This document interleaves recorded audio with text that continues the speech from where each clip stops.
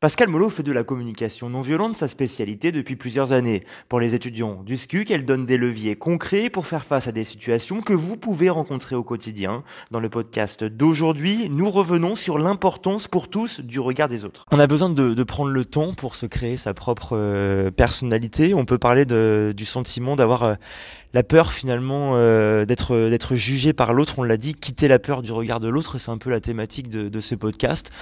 Ça peut se traduire tout au long de la vie finalement. On s'adresse une nouvelle fois à des étudiants. Ça peut être par rapport tout simplement aux vêtements que l'on porte, des marques, pas de marques, trop sombres, trop colorées. Il y a toujours ce regard de l'autre, mais il est essentiel aussi de pouvoir se préserver et d'être en paix avec soi-même dans ses choix. Oui, et c'est plus facile à dire qu'à faire en fait, Dorian, parce qu'en fait on est construit sous le regard de l'autre. Et il y a une phrase choc moi, qui m'aide beaucoup, c'est que notre ego se soucie d'être bien vu. Est-ce que je suis bien vu ou la peur d'être mal vu?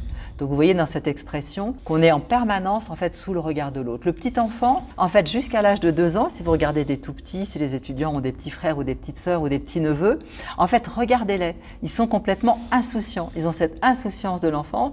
Vous voyez l'enfant tout nu au milieu d'un cercle d'adultes qui toisent vraiment les adultes sans se soucier du tout du regard de l'autre. Et puis tout d'un coup, vers l'âge de 2 ans, tout d'un coup on se découvre, et c'est normal dans la construction de l'être humain, tout d'un coup, on se découvre objet sous le regard de l'autre. Et là, ça devient très difficile parce que quel regard est posé sur nous? Si on a le regard d'un parent bienveillant qui nous encourage, alors on n'aura pas tellement la crainte du regard de l'autre. Moi, on voit des gens qui ont confiance en eux, qui ont un naturel, on les envie souvent, mais ceux-là, ils ont bénéficié d'un regard qui les a acceptés en fait tels qu'ils sont. Mais la plupart d'entre nous, on a dit oh là là, regarde, il rougit, le petit Dorian, qu'est-ce qu'il est timide, ou bien très vite, on nous a jugés, étiquetés. Et puis, il y a eu des réactions des parents, ne pleure pas, va dans ta chambre, tu reviendras quand tu seras plus en colère, etc. Où on nous a fait vite sentir qu'il fallait qu'on corresponde aux attentes des autres pour être aimé et surtout pour que nos besoins vitaux, nos besoins de subsistance, en tout cas, soient satisfaits. Donc, en fait, si vous voulez, il y a une espèce de honte qui est naturelle, c'est-à-dire que tout d'un coup, on se découvre tout nu sous le regard de l'autre et là, c'est presque normal dans la construction de la personnalité. Mais après, il va y avoir une couche culturelle qui nous fait croire qu'on doit correspondre, qu'on est trop gros, regarde, elle est déjà un peu ronde, il faut faire attention.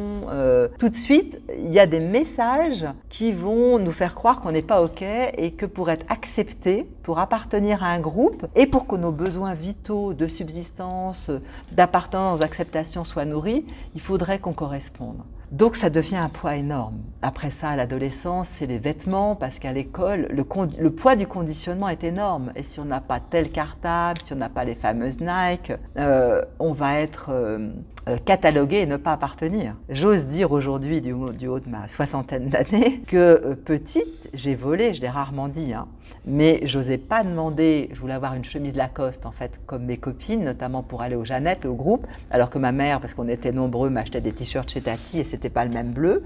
Et en fait, j'ai volé de l'argent dans le portefeuille de mon père pour m'acheter cette fameuse chemise Lacoste. Mais après, évidemment, j'étais coincée parce que je pouvais plus la porter, de peur en tout cas qu'on le voit. Mais je suis vraiment touchée de raconter cet exemple, à savoir que là, mon besoin d'appartenance et d'être comme les autres était tellement important, notamment parce que Mollo, M-O-L-H-O, c'est pas un nom entre guillemets d'origine vraiment française. Donc vous voyez, au bord de la mer, on n'était pas invité parce que Mollo, c'est pas un nom de chez nous. Donc je veux dire que la discrimination de différentes manières, pour l'enfant, c'est pas évident. Et j'habitais un quartier où quand j'étais étudiante en médecine, pareil, il y a des parents, je faisais des fêtes chez moi, mais j'habitais Barbès, qui est un quartier assez immigré, et les autres familles en médecine, c'était plutôt un certain niveau social, où celles dont les parents étaient médecins habitaient le 16e, en tout cas venaient pas. Donc cette question du regard de l'autre et d'être assez bien, bon heureusement j'avais un physique pas trop moche, mais qui m'a permis de rattraper, mais cette peur du regard de l'autre, elle est très emprisonnante, et elle crée beaucoup de stress. C'est très vaste, il y a le choix vestimentaire, il y a l'homosexualité, la provenance, la couleur de peau, plein de choses. Le milieu socioculturel, le nom qu'on porte, enfin, il y a énormément de choses qui font que c'est un vrai défi de quitter cette peur du regard de l'autre pour en fait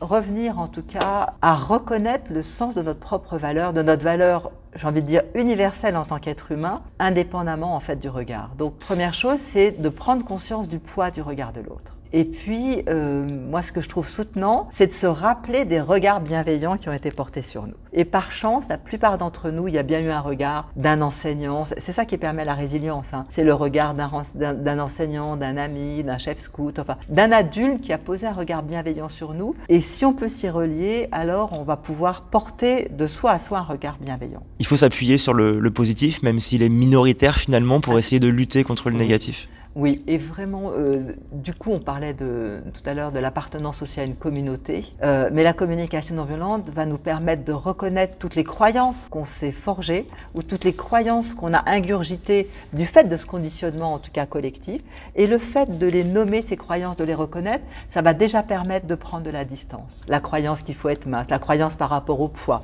Alors on voit aussi bien du côté des jeunes filles anorexiques dont la santé est mise en danger gravement à cause de ces modèles de mannequins, même que maintenant il y a une réglementation que les mannequins ne doivent pas dépasser, ne doivent pas être en dessous d'un certain poids, tellement ça met une pression. On parlait de l'authenticité des enfants de 0 à 2 ans qui n'ont pas finalement cette vision du regard de l'autre. Je me regarde le matin dans une glace pour une raison X ou Y, à force qu'on me dise que je suis gros, que je suis moche, ça y est, j'y crois, donc je suis déjà très loin dans la démarche.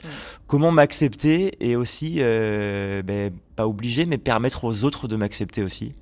Plus je m'accepte moi, en fait, plus je vois que les autres vont m'accepter. En fait, tant que je suis sous le regard de l'autre, je vais conformer toutes mes actions pour obtenir l'acceptation de l'autre, pour obtenir un regard positif, pour être incluse, en tout cas dans un groupe, appartenir à un groupe.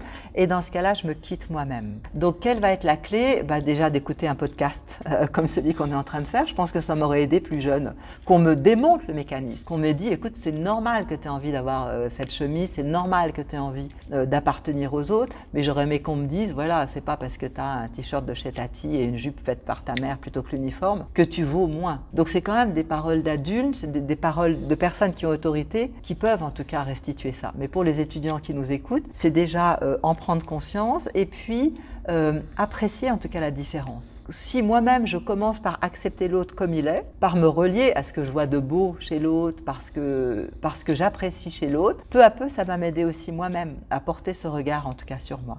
Mais d'en parler en groupe et donc dans le café sympathique, j'espère que c'est aussi des thèmes qu'on veut aborder. C'est un lieu où on veut favoriser l'acceptation de chacun dans sa différence. Et je crois que j'ai envie de dire merci Dorian de m'interviewer, merci d'aborder cette thématique parce que je trouve que c'est une énorme violence qu'on se fait. Donc de pouvoir en tout cas se reconnaître, de pouvoir dire oui, j'ai des bourrelets et c'est beau, oui, voilà, je m'habille comme ça et c'est bon. En tout cas, de voir la richesse en tout cas des différences. Si vraiment je suis en souffrance et que je commence à me renfermer sur moi-même, parce qu'une nouvelle fois je suis très loin dans la démarche, ça peut être aussi important de trouver un adulte via le SCUC, via les équipes pédagogiques. Ça peut être une première étape qui va en lancer d'autres. Oui, et ça, il y a aussi toute l'équipe, en tout cas de l'infirmerie, Nathalie Cosnard, enfin en tout cas, il y a vraiment, j'allais dire, si vous êtes mal dans vos baskets, si vous êtes en permanence sous le regard de l'autre, l'impression de ne pas être vous-même, d'être différent, d'être trop ceci, d'être pas assez cela, en tout cas toutes les comparaisons, surtout restez pas seul avec ça, il n'y a rien de pathologique. Vraiment, ce que les étudiants entendent, que c'est normal cette crainte du regard de l'autre, c'est très rare les gens qui sont complètement libres. Et on est de toute façon en permanence.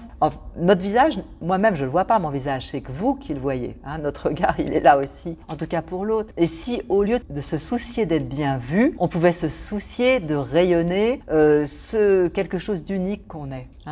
Si les étudiants lisent un jour ce livre de Marshall Rosenberg, Les mots sur des fenêtres ou bien des murs, dans ce chapitre « Relions-nous à nous-mêmes avec bienveillance », il donne cet exemple d'une pièce qui s'appelle « Des clowns par milliers » où le protagoniste refuse de laisser partir son neveu de 12 ans à l'assistance publique parce que ses parents sont décédés, car, déclare-t-il, « Je veux qu'il sache exactement quelle est cette chose qui le rend unique.